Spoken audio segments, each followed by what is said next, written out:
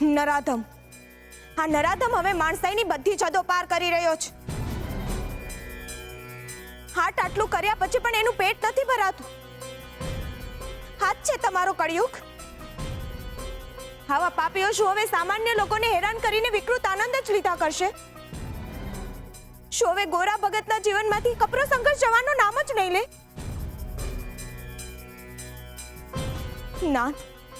નાથ, આપણે ગંગાનું કન્યાદાન કર્યું છે એટલે એ હવે આપણી દીકરી છે, અને હું મારી દીકરીને આમ દુખી નથી જોઈ શકતી.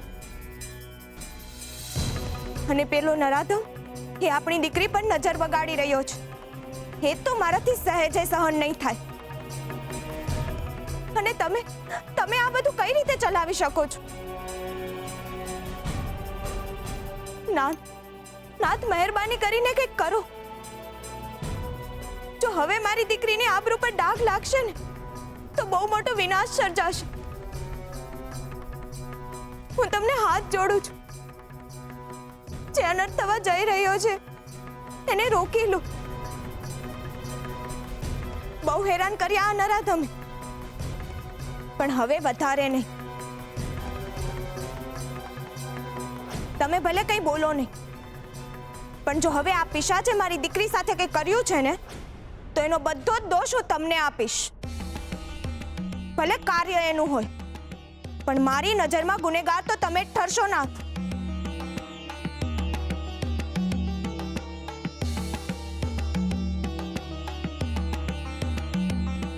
શાંત પડો રૂકમણી.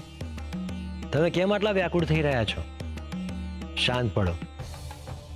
તમે ભૂલી રહ્યા છો રૂકમણી, આ સંસારમાં દરેક મનુષ્યને કર્મ કરવાનો અધિકાર છે, અને દરેક મનુષ્યને એના કર્મ પ્રમાણે સજા પણ ભોગવવી પડે છે. મનુષ્ય એના કર્મથી જ ઉપર આવે છે અને એના કર્મથી જ નીચે પડે છે. એ જેવા કર્મ કરશે એવા જ ફળ એને મળશે. એ જ તો કર્મનો સિદ્ધાંત છે, એ જ પ્રકૃતિનો નિયમ છે, જેને હું પણ નથી બદલી શકવાનો. ફક્ત કળિયુગની જ વાત નથી. કોઈ પણ યુગમાં અધર્મ સામે ધર્મ હોય છે, અસત્યની સામે સત્ય છે. પરંતુ વિજય હંમેશા ધર્મ અને સત્યનો જ થાય છે. યુગ કોઈ પણ હોય, અસત્યની સામે હંમેશા સત્યનો જ વિજય થાય છે.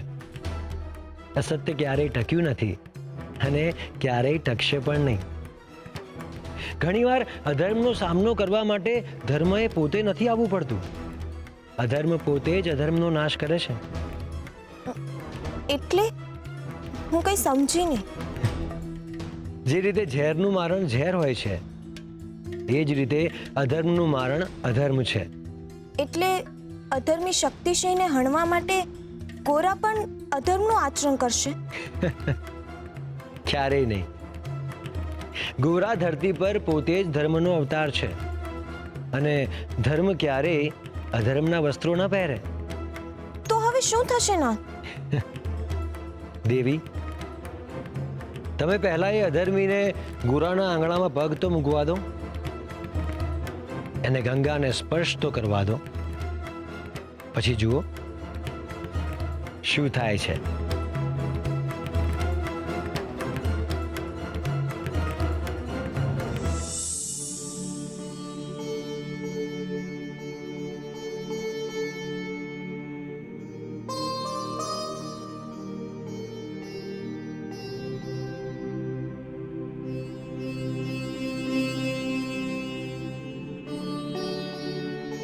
ले मीठी, खा.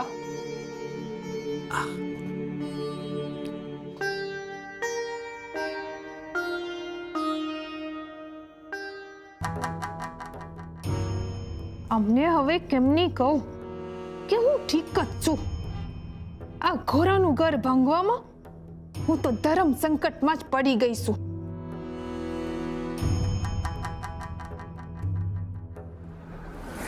નાટક કરતા પહેલા મેં આગળનું તો કઈ વિચાર્યું જ નહીં.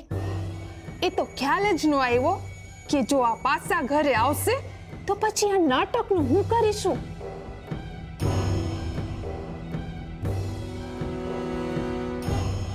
એમને એમ તો હાજા થવાય નહીં. ને આમે અમારા જુઠ્ઠાણાને લીધે વયા ગયા તા. જો ફરીથી એમને ખબર પડશે કે હું ફરીથી જુઠ્ઠું બોલી તો ફરીથી વયા જાહે. નાના મીઠી, એવું થવું ન જોઈએ. હા, માંડ માંડ તો પાછા આવ્યા છે.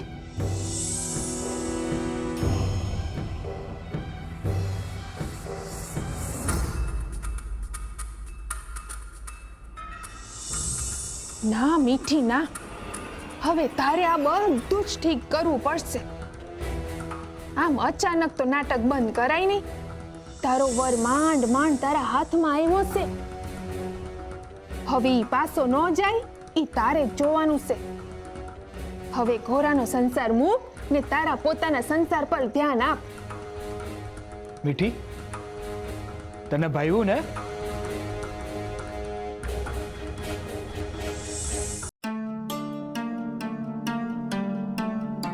આવો ભગત.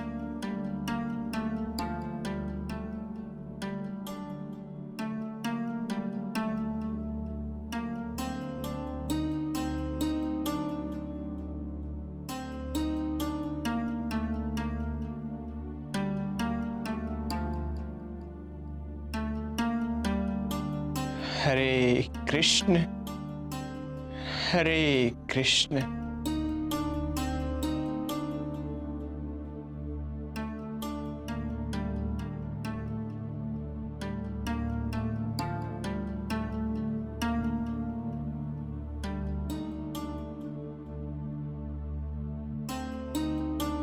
આભાર તમારો. પંખાની કોઈ જરૂર નથી.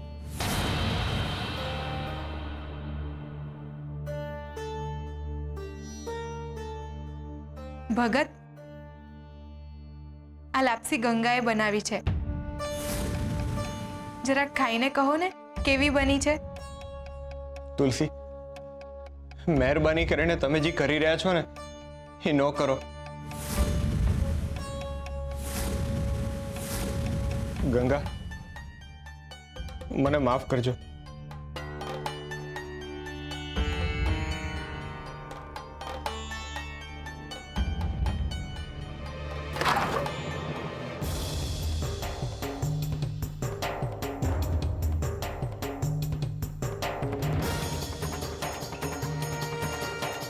અને લેવા આવ્યો છું ગંગા.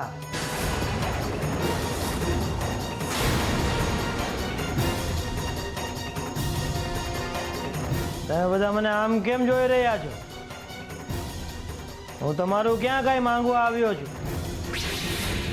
જે મારું છે એ માંગુ છું. ગંગા મારી છે અને હંમેશા મારી જ રહેશે. હવે એવું ન કહેતો ભગત કે તને એમાં રસ પડી ગયો છે.